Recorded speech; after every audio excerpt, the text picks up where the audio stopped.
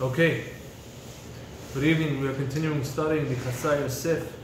The book is available. Please email me if you want. It's a very interesting book. Unlike everything you've ever seen, email me at my name, Zayrov@gmail.com. We are learning chapter 9. This is going to be one of the final parts of this series. We're learning about the Roman general, and his interaction with Rabban Yochanan ben Zakkai, who was the Gdol Ador at the time of the right before the destruction of the Second Temple. Let's read the Gemara quickly again on page 106, quickly because I want to get to the actual content. This has been an ongoing back and forth conversation between the two of them. Rabban Yochanan ben Zakkai was snuck out of Yerushalayim. There was a besieged city, people are starving inside because the Romans are surrounding them for 3 years already. He comes out, he speaks with Vespasian, the Roman general. He tells him, you're a king. Vespasian says, no, I'm not. How can you say that? You're liable to death. They have a back and forth conversation. Vespasian asks him why it took you so long to come see me. He tells him that I was being prevented by the Baryonim, which is the gangster group of Jews that were inside the temple that wanted to fight the Romans. They didn't want to negotiate, and they didn't let anybody come out to speak with them. So that's why they had to arrange the whole thing for them to sneak out of Rabban Yochanan ben Zakkai. And they have a conversation, and Rabban Yochanan ben Zakkai stays quiet at the end of the conversation. He lets him beat him, so to speak, to respect his honor. And at the end of the day, he asks for 3 things. But before that, let's read the story. It says in the Gemara, towards the end of the story, page 106. In the meantime, as they were talking, a messenger arrived from Rome and said to Vespasian, "Rise, for the Caesar has died, and the noblemen of Rome plan to seat you as the leader." So therefore, whatever Rabban Yochanan said at first was correct. He was going to be. At that time, Vespasian was wearing one shoe. When he tried to put on the other shoe, it would not go on, says the Gemara. He tried to remove the other shoe that he was already wearing, but it would not come off. He said, "What is this? What's going on?" Rabban Yochanan ben Zakkai said to him, "Do not be distressed, for good news has come to you. As it is written, good tidings fattens bone." That is in Mishlei 15:30. Whenever you get good news, you get excited, you widen up, you swell up. So what is the remedy? He said, "Have someone with whom you are displeased come and pass before you. As it is written, also in Mishlei, and a broken spirit will desiccate bone." A broken spirit will make you shrivel up and shrink when you're upset. So he said, have someone you don't like pass before you, and you go back to normal. Vespasian did so, and his shoe went on his foot. Vespasian said to him, "And since you Jews are so wise, why didn't you come to see me until now?" Rabban Yochanan ben Zakkai answered him, "Didn't I already tell you?" But he's referring back to section 2 in this chapter where we spoke about. I told him that the Baryonim didn't let me come out. Vespasian said to him, "I too already told you what I have to say about that." And they went in the whole circular conversation. As we said before, that's all in section 2, the conversation over there. Vespasian then said to Rabban Yochanan ben Zakkai, "I will be going to Rome to accept my new position, and I will send someone else in my place to finish off this war. But ask something of me that I can give you." Rabban Yochanan ben Zakkai said to him, "Give me Yavne," which is the place where the Chachamim were, meaning spare them, don't kill them. And the dynasty of Rabban Gamliel, there's a dynasty of Rabbi Yehuda Nasi, Hillel Zaken goes back to David Melech. He says, spare them as well, to save the seed of Mashiach. And give me doctors to heal Rabbi Tzadok. Rabbi Tzadok was fasting for 40 years inside Yerushalayim to prevent this calamity that was happening. And so he needed doctors, Roman doctors to help him. Rabbi Yosef, and some say Rabbi Akiva later on in the history, recited the following verse about Rabban Yochanan ben Zakkai. He turns wise men backward and stultifies their knowledge. Which means he didn't say correctly. He should have said something else. Rabban Yochanan ben Zakkai should have said, according to this suggestion of the Gemara of Rabbi Yosef, he should have said to him to leave the Jews alone altogether, meaning end the war. But Rabban Yochanan ben Zakkai gauged, that the Gemara is defending him, gauged that he understood that perhaps Vespasian would not give him that much, and so he settled for a small salvation. That's what the Gemara says, it defends Rabban Yochanan ben Zakkai. Then the end of the Gemara says, the remedy for healing Rabbi Tzadok, what is it? How do you feel Rabbi Tzadok's fasting for 40 years? It wasn't 40 years straight, like I said, it was most likely a daytime fast, and he had a little bit to eat at night. The first day, they gave him water to drink that contained pareh. Pareh is coarse flour. The next day, they gave him water that contained sipuka, a little bit more fine flour. The next day, they gave him water with containing fine flour. So they increased the refinement over time until his intestines broadened little by little. That was the Gemara. We're going to jump straight into the Chatzar Yosef on page 110 and hopefully tie up all the loose ends. We're going to explain everything we have to say about this. On page 110, the Chatzar Yosef, he walked in at the perfect time. Here we go. This is the nicer version, by the way. Of course, I recommend getting this version. It's limited supply. Special edition, as they say. Okay. Page 110. The approach of the Maharal. What did the Maharal say about this Gemara? He said that Vespasian was trying to put on and take off his shoes, right? The whole thing, where he was trying to put on and take off his shoes. The Maharal said that they're only metaphors. Remember at the end of last week? He said they're only metaphors. It didn't really happen, right? They're metaphors for his internal emotional roller coaster he was going through about getting the news that he became king. It's a noteworthy approach, yet it seems incomplete according to our humble, insignificant opinion. Our Gemara records that right after that he could not get the other shoe on, what does it say in the Gemara? Vespasian said, "What is this?" Notice that detail? The Gemara says after he couldn't get the shoe on, he couldn't get the shoe off, he said, "My high, what is this?" Which seems like he said it outwardly. I mean, it wasn't a metaphor. He said it. He said something. And it was not just an inward wave of emotions. The Maharal might say, though, that to defend his approach here, that Vespasian said, "What is this?" to himself in his mind. He didn't actually say it, speak it. He meant it in his head to himself. Still, there's a bigger issue we have to point out. The Maharal's approach implies that nothing was going on Vespasian's shoes or body at all. See, it's all metaphor. He said that really he was just, he was internally his spiritual energy widened very much, and that's why he was quote unquote couldn't get his shoe off, so to speak, because he was so taken aback by the new information that he was going to be king. So he's basically implying that nothing really happened in terms of his actual body or feet. If so, why did Rabban Yochanan ben Zakkai recite the verses to him? Mishlei 1530 and 1722, right? Those verses where he said about the widening bone, right? Good news widens bone, and then when you're upset, it shrinks your bone. Why did he say those verses to him? How do you explain that? Right? Look at note number 1 on the bottom. The Maharal explained the usage of the word etzem in the verse, which means bone. He used it to explain for a different meaning of that word, as referring to the self, because the word etzem also in Hebrew means atzmi. When I say ani le'atzmi, it means me to myself. But etzem also means bone. It's the same root.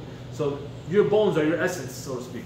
So the Maharal said his essence was what widened. That is actual bone. This supports his approach well. But he left the usage of the word garen, which also means bone. It's another word that means bone.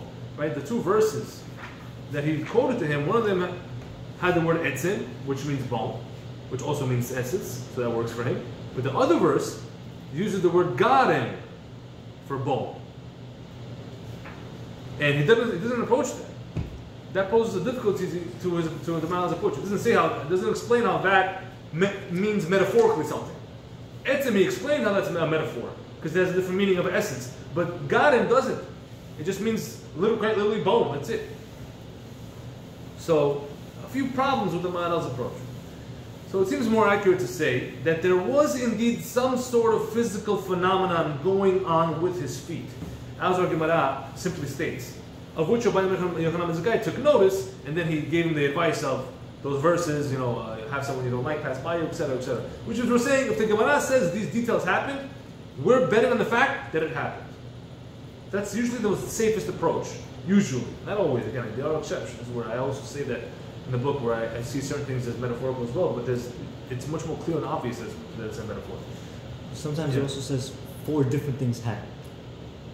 What do you mean? I think with the arrows, there's one opinion said they all went east or whatever, and one said... there was a few different opinions. That was chapter 7. So, at the end of the day, one of them had to happen, or all of them happened, or what is it? So we said that one of them happened. We said that they went, we had our approach where one went in each direction, and then one more to the east and one more to the west. So 6 total arrows. But the point is, anytime you're trying to explain the Gemara, you have to make your approach fit in the words of the Gemara. You can't have holes. The more holes you have, the more weak your base is. Okay? So, let's see what it says here. There must have been some sort of momentary change in the thickness of his feet, of Vespasian's feet, due to a certain, if you want to take a rational approach, a certain physiological reaction, something with his body, as we shall explain. But first, we must study these verses through which the proper approach to understanding our Gemara will begin to surface. So this is the verse that, the pasuk that Rabbi Zakai quoted to Vespasian. It says over here, Me'or einayim yisammach lev, shmu'a tova tiddashen ha'etzem. Translation. Enlightening of the eyes will gladden the heart. It's all very poetic, the whole book of Mishlei, Proverbs. Very deep book. So it's hard to translate the words, but we tried our best. Enlightening of the eyes will gladden the heart, and good tidings fattens bone. Good tidings means good news. Fattens etzem. Etzem means bone, but also means essence, as we said. So now, the Metzudat David, in this verse, he explains the verse the following way. Enlightening of the eyes, that's how the verse starts. Me'or einayim. Enlightening of the eyes about a doubtful situation will gladden the heart. Which means if you have a doubt about something, you don't know about something, it's not clear to you, and then it becomes clear to you, it makes you happy. Simple, right? Why? For there is no greater happiness in the world, says Metzudat David, than the clarification of doubt. There's a certain pleasure, certain intellectual, spiritual pleasure you get when the light bulb goes off in your head. When you had a question about something for a long time, the longer the time, the better it feels when you get the answer. I have a word for it, but don't say it now. Okay? So, furthermore, Metzudat David comments that the term good tidings, good news, here in this verse, refers to hearing a novelty in Torah, hearing a chidush. He says when this pasuk says good news, it means you heard a chidush, you heard something you never knew before in the Torah, right? Something that a person did not know before in the Torah. That is what fattens the etzem. So etzem here, instead of bone, he's translating as essence, your deep core of you, the etzem. That fattens, it gets happy and wide when you hear a chidush in the Torah, which supports the approach of the Maharal. Good. The Ralbag, however, a very important commentator on the Tanakh, it's Rabbi Levi ben Gershon. He's a Rishon, times a Rishonim, late Rishon. He's also known as Gershonides, like Maimonides, Nachmanides. He's also Gershonides. Ralbag, he has a lot of famous philosophical books. He writes, however, on this same verse in Mishlei, the following: a person is delighted from good news to the point where his bones fatten by becoming filled with marrow. Because what's inside your bones? Bone marrow. That's the gelatinous, if you ever had a bone, cooked a bone like a cow's feet or anything like that, that a lot of that fatty goodness comes from inside the bone. That's why any good chef, a soup or anything like that, he'll put the bone inside and cook it with everything else, because it takes the marrow out and the fatty goodness of the marrow, and it spreads the flavor. So the marrow has a very important function in your body as well. That's where a lot of stem cells are. That's where a lot of your blood cells, your new blood cells, develop in the marrow, in the bone marrow. It's an amazing system God made. It just blows my mind every time I learn something about it. But because your blood cells have an expiration date. For example, I have to double check me if I'm wrong, but your red blood cells, the average life is about 90 to 120 days. After that, they stop working and they break down. But there's new blood cells being formed all the time in your bone marrow, right? That's why, God forbid, if somebody ever has blood cancer, some cancer in their blood, they would get marrow transfusions, bone marrow transfusions from a close relative. They will take their bone marrow, take a needle that's a thick needle that penetrates all the way into the bone. Usually the long bones, like the humerus or the femur of the thigh, that's where inside a lot of marrow is. They go inside, they pull out the bone marrow and inject it into the sick person, and that allows them to create new blood cells to replenish their sick cells, their blood. Interesting, amazing stuff. Anyway, over here, I don't think it could possibly. It could be. It can't only be metaphorical. Yeah, like what it was saying. Because Right. That's what we said. We said that we agreed something physical happened. Yes. We're going to explain how right now. That's the Maharal's approach. It says it's only metaphorical. We disagree with that. I mean, it couldn't, because why would he go? Why would he say it? I assume he said it in front of company. I can't put on my shoe. It's a whole. He said, "What is this?" All we have is that he said, "What is this?" Wait, where did we get the whole shoe fitting thing? It doesn't say that he said it. It said that this would happen. The only thing he said was, "What is this?" Go back in the Gemara reference. It's all there. Okay. So now further, let's look at the next verse that Rabbi Yochanan Zakai quoted to Vespasian. Mishlei, also Proverbs 17:22. Lev sameach yitav geha beruach nechea teyabesh garam. A happy heart does good as a cure, which means when you're happy, it's a good remedy for being sick. It cures. It has a curing in the Gemara, element. Before he said, "What is this?" Yeah. He tried wearing. He was wearing one Right. shoe. He tried putting on. Before Right, he but- said, "What is this?" What? Before he said, "What is this?" I'm saying he did the whole back and forth with Yes, the shoe yes, and yes. his- And what's your point? So it can't be a metaphor. Like I'm saying, Why not? the quote could be a metaphor for something else, but I'm saying the actual thing happened when him. I'm saying it could The Maharal's- it could also be a physical. The Maharal says it's all metaphor. We don't take that approach, but that's the Maharal's opinion. That even all those things that when it says the shoe, it's all metaphor. According to Maharal. Okay? We don't don't take that approach. Good? Good. So now it says further over here. The Malbim, another very important commentator. Rabbi Meir Leibush ben Yechiel Bichel Wisser. He says that a happy heart, right? So let's read the verse again. A happy heart does good as a cure, and a broken spirit desiccates bone. A broken spirit shrinks bone. Malbim explains that a happy heart refers to a person's outward presentation, how he presents himself, and that the word geha in the verse, which is translated as cure, is closely related to the word giviyah, which means an organ or a limb, which again refers to the outward physical body. The word ruach, however, which is in the verse as well, means spirit. It refers to the inner core of a person, not the physical, the spiritual. And when it's broken, when the ruach of a person is broken, spiritual is broken, it desiccates, shrinks the etzim, which is bone.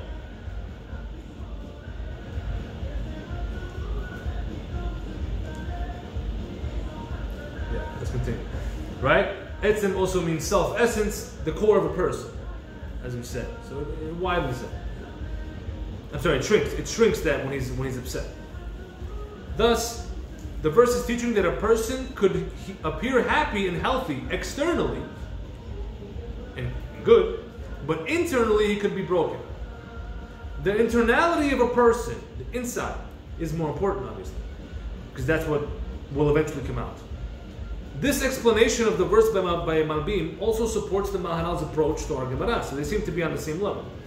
That it's all metaphoric and it's talking about the essence of the person, his inside, nothing to do with his feet. However, Mitzvah David comments on this verse that a broken spirit dries up the marrow of the bone. Rabag, along the same lines, writes an explanation of this verse that a gladdened heart rejuvenates the overall appearance, which is associated with better blood and heat circulation by the heart. So the Rabag takes more of a rational approach. That's actually some physical things that happen to the body here. From the emotions cause physical reactions in the body. Meanwhile, a broken spirit, which is the opposite of a gladdened heart, right? That dries up the limbs, shrinks them, due to the collection of the blood and natural body heat. So so look what he says here. We're going to give a good summary here. So the Rabag is going to be the approach that we're going to lean towards. Thus, to explain the simple understanding of what happened here, it seems that Vespasian was in the middle of putting on his shoes, okay, actually putting on his shoes, and then he managed to put on one shoe. Put one shoe on when the messenger came to deliver the heart-stomping news to him that Vespasian was nominated as the new king. That's when right, so he has one shoe on, messenger comes and says, Chazak Baruch, you're the new king. This surely caused an abrupt rise in stress hormone levels in the Vespasian's system. We're going to give this a little, scientific health medical approach here. When that happens, you get a fight or flight response. It gets excited. His heart starts beating. There's certain reactions that happen because of that. Right? So we call that tachycardia in medicine. When your heart starts beating fast, it has a rise in blood pressure.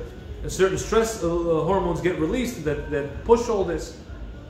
So this, coupled with some sort of pre-existing medical condition, perhaps that Vespasian had, caused an acute bout of peripheral edema. What's peripheral edema? We're going to explain right now. Let's look at 5 and 6. So we are proposing perhaps he had some sort of condition from before. The word limb, is it the same as the town that's in Navi? Givya? As the town? What? It was a town. Town? Town. T-O-W-N. In Navi, where the Pelegish. Name of the town was Givya. Pretty sure. It was a Givon. Oh, that's what the name of the town was? Not really. I thought it was Givya. Not the same. So now look at note number 5 here. There are many different conditions that may predispose someone to peripheral edema. First of all, what's peripheral edema? Let's go to 6 first, and then go back to 5. Peripheral edema is a medical term. It's characterized by the swelling of the extremities, the arms and legs, due to buildup of something called interstitial fluid, which is just the fluid in between the cells of a person. Right? A person is 70% water. Okay? There's water all over your body, in between your cells and your blood vessels, everywhere. In between the cells, as a result of poor blood flow. If there's poor blood flow, if the circulation is not sufficient, fluid will build up in the person's arms and legs. So you see this sometimes by older people. Okay, they have these fat ankles. Okay, where if you poke the ankle, you see a little blanching, like a little white, and then it fills up with pink and red again. That's called peripheral edema. That's a classic case of peripheral edema, swelling ankles. Okay, and it's a very common thing that a lot of people deal with, especially when they get older. It has to do with poor blood flow, because again, the blood has to pump blood at an efficient force throughout all of your blood vessels, and one of the hardest places for it to get to is your feet. It's the furthest place from your heart. The taller you are, especially, it's the first. So the heart has to pump efficiently enough to know the blood's going to go all the way down to your foot, Gravity. and come back up against gravity. Come back up. Remember, gravity plays a part, but only to a certain extent. So if the blood flow is poor for a bunch of different possible heart issues that could happen, which are a lot of them are very common nowadays, heart failure, all these things. Then the blood flow is gonna get pooled. It's gonna pool, so to speak. It's gonna slow down like traffic, like a bottlenecking effect in traffic, right? Like say you have a very curvy highway, but there's a really steep curve. There's gonna be traffic there. People slow down over there. Cars slow down. There's more cars build up over there. Rather, if it's a straight road and a wide road, people speed, right? So same thing. If you have poor blood flow, the blood vessels down in the ankle area of the foot, you're going to have, it's a big turn, it's a complete 180, and you're going to have buildup of what's called peripheral edema, swelling, fluid swelling, okay? Look at number 5. There are many different conditions that may predispose someone to peripheral edema, one of the most common being venous insufficiency. Again, these are all medical terms, but you can look these up if you don't believe it. Venous insufficiency, where the veins in the legs do a poor job of returning blood to the heart, resulting in pooling of fluid in the legs, kind of like I explained. It's not a stretch to say that Vespasian may have been suffering from this. Another common cause of peripheral edema is simply standing or sitting for too long. That'll happen too. Like somebody on an airplane, 12-hour flight, their ankles will swell up. It's common, especially with the effect of the plane also. That'll happen. It's pretty common. Right? That's why it's important on a plane to get up, walk around, little stretch. It's important. Sieging and sitting in the desert for 3 years, which is what Vespasian was doing, can surely take its toll. Maybe that has something to do with it too. It's not a stretch to say maybe he was suffering from something. It's a stretch. He got one shoe on, but his peripheral edema took effect within a split second. No, it can get worse. No, we're saying there was a factor that caused it.